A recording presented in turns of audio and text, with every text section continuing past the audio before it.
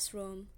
Successful classroom management, when the class can create an effective learning atmosphere, and successful classroom situations, behavior problems rarely occur because every student obeys the applicable norms. So, they have no reason to do or say bad things. Behavior norms. Behavior norms are uncodified appropriate actions that provide order to social groups. Every groups, both general or educational groups, must have behavioral norms that must be adhered to. In school themselves, there are two kinds of behavior norms. The first is behavior norms that are said explicitly, like no running in the corridor. And the second is behavior norms that are said implicitly, like please raise your hand if you have a questions. However, there are also norms which must be obeyed by teacher and students in the groups. Teachers make the norms, but the teacher also involved in them. And these norms is mandatory, so it must be obeyed. For example, no one is allowed to turn on the cell phone while I'm explaining the materials. There is no owner of these norms, but these norms are expected to acquiesce to them.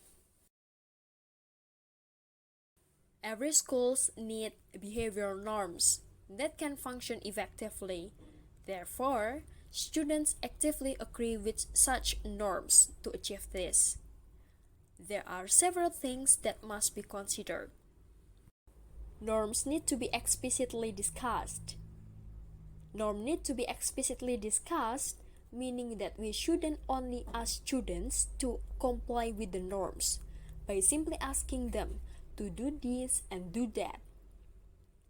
But we also discuss the rules together, explaining what it means and why this should be, why and why. It could be by giving a handout that describes what we expect from them.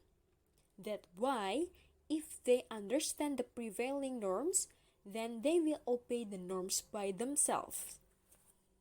We'll actively negotiate what we should go into our list with our students by creating a code.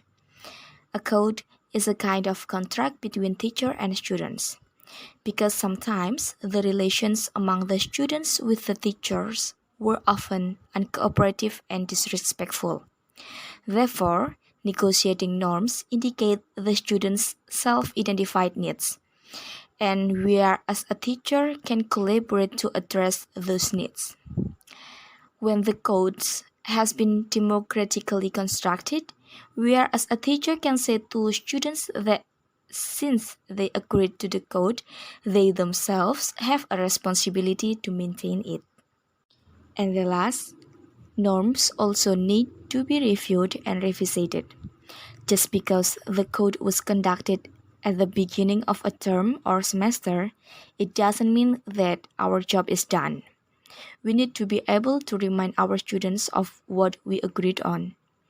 This will be much easier if there is a copy of the code, such as a poster or wall chart, which can refer to. Because sometimes students cannot possibly learn all they need to know about how to live and behave as a community during the first week of school.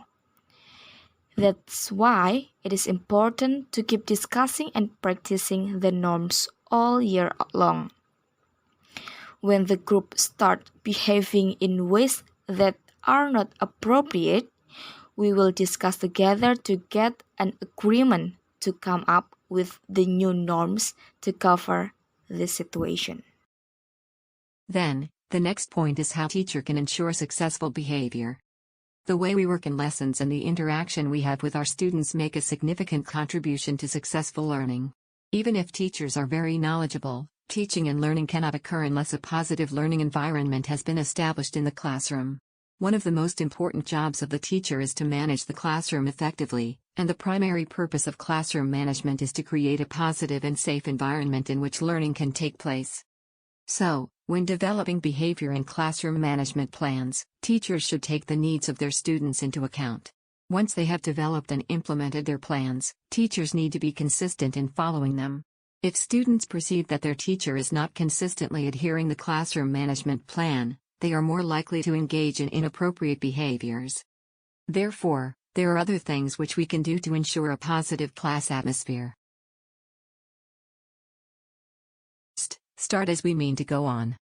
To start as we mean to go on means to begin doing something in the way that one intends to continue doing it, or to set a consistent pattern of behavior right from the start, so that the students can easily begin the lesson and start the class atmosphere. Next is know what we have to do. The teacher who has a clearer plan in learning can make students be well organized. Therefore, think about what we have to do before learning have a greater chance of success than let it go with the flow of situation. So the next one is about plan for engagement. So what is mean by plan for engagement is when the teacher wants students' attention, the teacher must make plan for student in engaging in the learning process. So this plan for engagement is that the teachers need to think about how to involve students in the learning process. For example is we will study descriptive text material. This material can be made interesting by holding class discussion.